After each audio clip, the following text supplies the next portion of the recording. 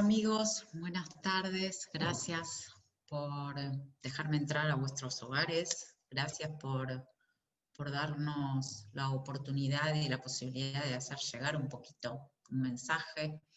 Me toca la vez corta, así que soy una de las últimas en hablar, no tengo mensajes muy originales para poder compartir con ustedes, pero quizás tengo ese mensaje del alma que me llega cada vez que llegan estos días. A mi entender y en mi corazón, siempre hay un momento particular dentro de la tefilá que me llega intensamente. Y ese momento es el de la tefilá de Musaf, en el cual entonamos la tefilá de Lunetane Tokef. Creo que no hay tefilá que marque con mayor claridad el mensaje que tiene esa tefilá. Esa divinidad sentada en un trono, cada uno pasando delante de él o delante de ella, con ese libro que va recontando nuestros actos y quién vivirá y quién morirá y quién vivirá con locura y quién podrá vivir en la paz. Y la verdad que cuando uno mira esa imagen, se siente conmocionado. Y es así como hoy quería comentarles, contarles, relatarles un poquito la historia de esta tefilá, que quizás algunos la conocen, pero vale la pena quizás hacer un poco la comparación con nuestros días, la comparación con nuestras comunidades, con aquellos que vivimos en la diáspora y que hacemos el esfuerzo constante, que trabajamos por la continuidad de nuestro mensaje, de nuestra identidad, de nuestras raíces, pero por sobre todas las cosas también por la continuidad de la acción como comunidad, el sostenimiento de nuestras mitzvot y la transmisión de las mismas. Es así como la fuente de esta tefilá, de la tefilá de Lunetane Tokef, la encontramos en el libro de Or Zarua, y allí se encuentra la historia que quiero compartir con ustedes, de Rabbi Amnon de Maguncia, quien era el referente comunitario de su generación, era un hombre adinerado, de una familia aristocrática.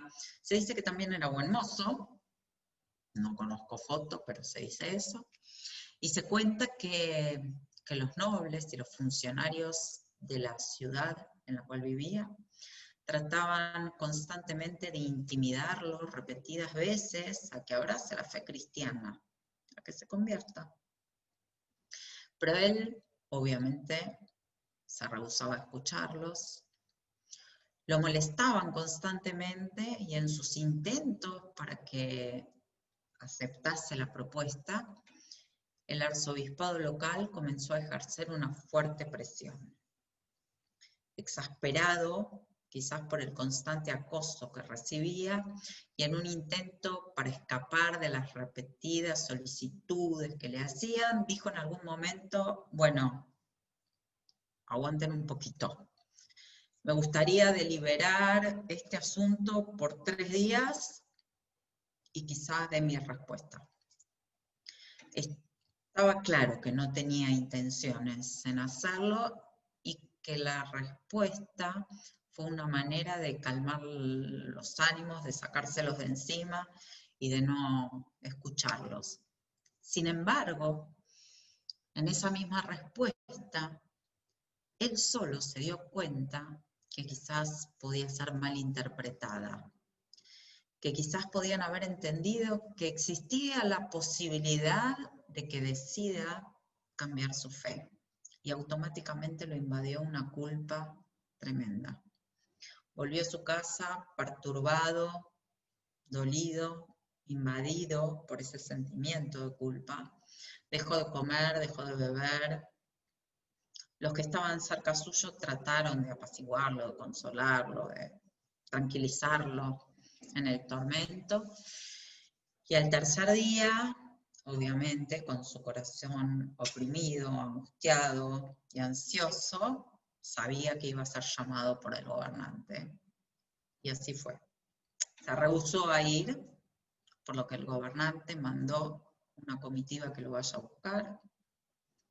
El gobernante no recibió respuesta de Rabbi Amnón, por lo tanto, obligó que lo trajesen a la fuerza. Y al ser trasladado ante el gobernante, este se dirigió a él y le preguntó, ¿por qué no viniste en el momento que te comprometiste a venir después de los 3 días? Y Rabbi Amnón dijo, me equivoqué con lo que dije. Acepto mi error, mi equivocación. Córtenme la lengua por haber hablado equivocadamente, por haber mentido. No era mi intención bajo ningún concepto generar algún tipo de expectativa que jamás iba a cumplir. Y el gobernante, más enojado aún, le dijo, lo siento en el alma, no será la lengua la que te cortaré, porque ella en su momento habló bien. En vez de eso, los pies que no te trajeron hasta aquí en el tiempo indicado serán los que sean amputados, y tus otras extremidades deberán ser castigadas de la misma manera. El tirano gobernante ordenó en aquel momento que cada uno de los dedos de los pies y de las manos de Rabbi Amnón fuesen amputados por separado. Y cada vez que un miembro era amputado, le preguntaban a Amnón, ¿estás dispuesto a convertirte y aceptar nuestra religión? Y por cada extremidad que amputaban, Rabbi Amnón decía nuevamente que no, y se rehusaba. Cuando terminaron la tortura, lo enviaron a su casa, obviamente en circunstancias calamitosas, pero dándose el gusto de demostrarle a la comunidad entera de lo que eran capaces ante la negativa de la conversión. Poco tiempo después llegaba Rosh Hashanah a la comunidad. Rabbi Amnón pidió ser llevado a la sinagoga, ser colocado cerca del Hazán, y cuando el Hazán estaba a punto de recitar la Kedushá de Musaf, dijo, espera un poco, quiero ser yo quien pueda santificar con mis propias palabras el nombre divino. Y esas palabras fueron Netane Tokef. Esa es la plegaria que rezamos juntos en cada Musaf de Rosh Hashanah y de Yom Kippur. Al concluir su invocación, Rabbi Amnón dejó este mundo para siempre. Y cuenta la leyenda que 3 días después de que su alma haya partido, se le apareció en los sueños a Rabí Calónimos ben Meshulam y le enseñó las palabras de aquella tefilá que él pronunció. Y le pidió que sean testimonio, recordatorio de aquello que él vivió en circunstancias tan adversas en la Golá. Esta es la historia de esa tefilá que a mí particularmente me llega al corazón. Muchas veces me pregunté cuál es el testimonio, cuál es el recordatorio que nos deja. Y esa pregunta me movilizó en muchísimos momentos de mi vida. Sería muy fácil pensar que simplemente nos recuerda que alguna vez un rabino fue torturado por no querer convertirse y que la culpa que sintió por su debilidad lo terminó condenando a la muerte bajo la tortura. Creo que ese no es exactamente el mensaje que uno debe aprender. El mensaje tiene que ser un poquito más profundo.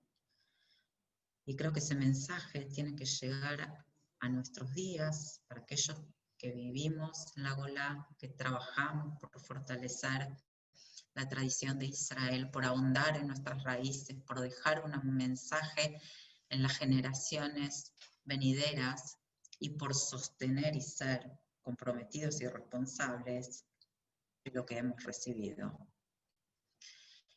Y muchas veces me pregunté, ¿a cuántas debilidades sucumbimos nosotros por menos presiones de aquellas que tuvo Rabbi Amnón? ¿A cuántas torturas escapamos en lugar de hacerles frente porque contradicen nuestra esencia? ¿A cuántas conversiones diarias nos aferramos o nos disfrazamos para sentirnos en armonía con el lugar o con el espacio en el cual vivimos?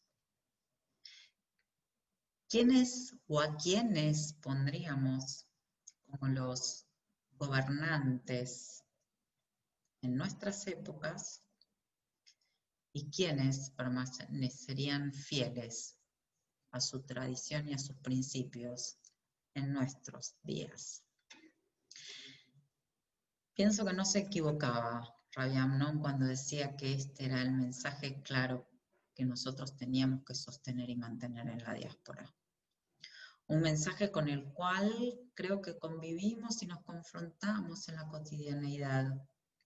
Y sin llegar a los extremos, obviamente, de represiones y torturas físicas, ¿cuántas veces somos capaces de dejar, conceder o modificar porque el afuera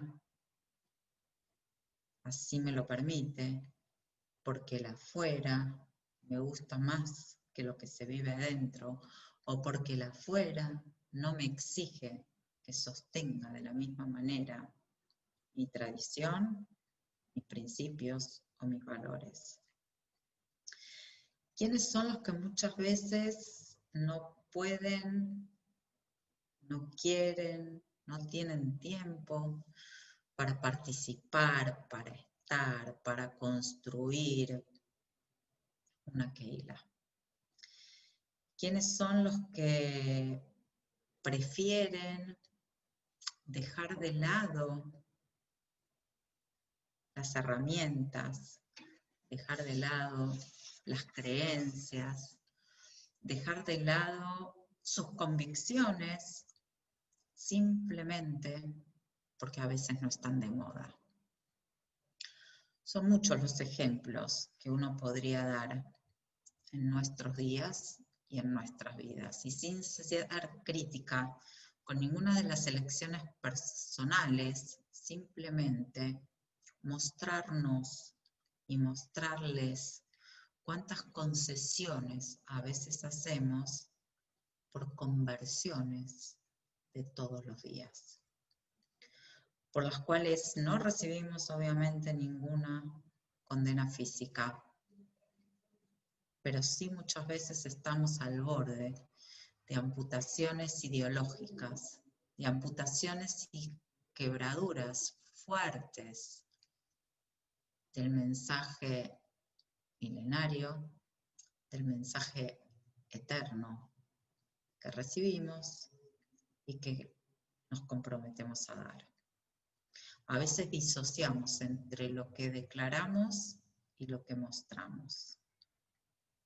Es por eso que los invito a que estos Yamim Noraim tan particulares, tan distintos, tan diferentes, estos Yamim Noraim donde tenemos la oportunidad de salir mejores como personas, mejores como comunidad, mejores como humanidad, renovándonos, recreándonos y replanteando nuevamente nuestras convicciones.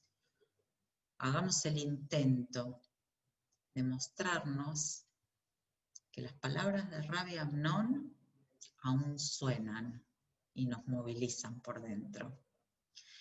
que la tortura que vivió Rabí Amnón y otros tantos a través de la historia son hoy ejemplo y mensaje de aquello que nosotros estamos dispuestos a defender, a construir, a fortalecer y a transmitir.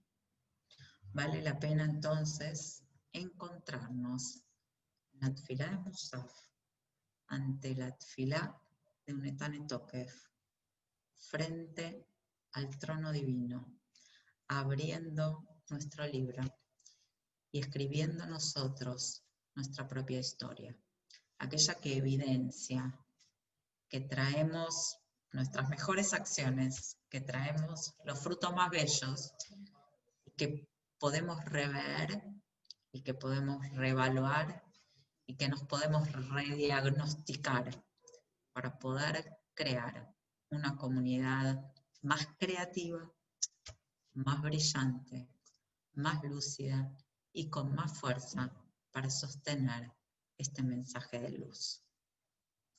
Quiera Dios que estos Yamim Noraim los encuentren a cada uno de ustedes con briut, con salud, con oyar, con felicidad y con shalom y con paz.